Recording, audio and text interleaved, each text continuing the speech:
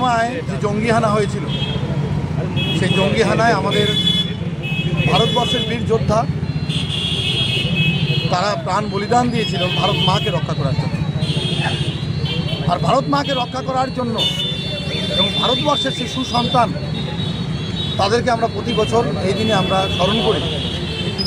কারণ এই জন্যই যে আমরা ভারতবর্ষের কথা চিন্তা করে ভারত মায়ের জন্য যারা প্রাণ বলিদান দেয় আমাদের শান্তির জন্য, আজকে তাদেরকে আমরা ভুলতে পারি না।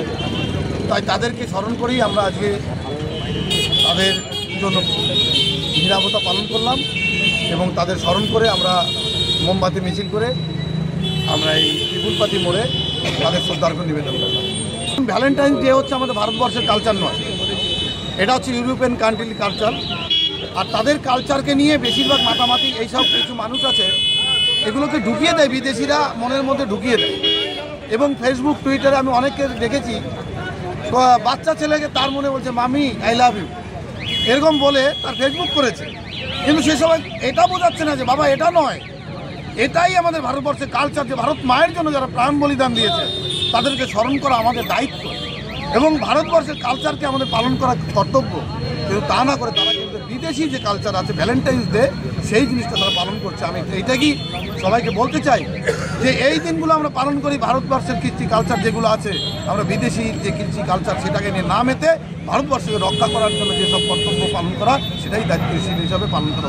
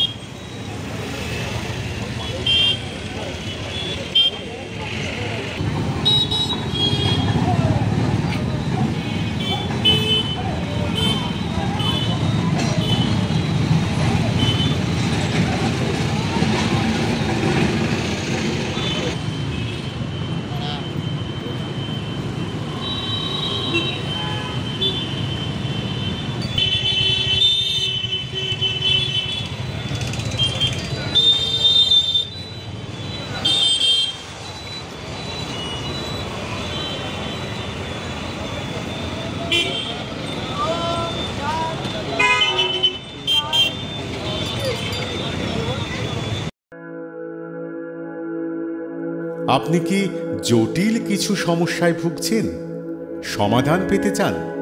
যোগাযোগ করুন প্রখ্যাত জ্যোতিষ ও তান্ত্রিক মনসারাম ভট্টাচার্যের কন্যা মনসা কন্যার সাথে। প্রখ্যাত জ্যোতিষ ও তান্ত্রিক মনসা কন্যা হাওড়া জানবাড়ি ও হাতিবাগানের নিজস্ব মন্দিরেও বসেন। যোগাযোগ 9830106967 আর 9239655323।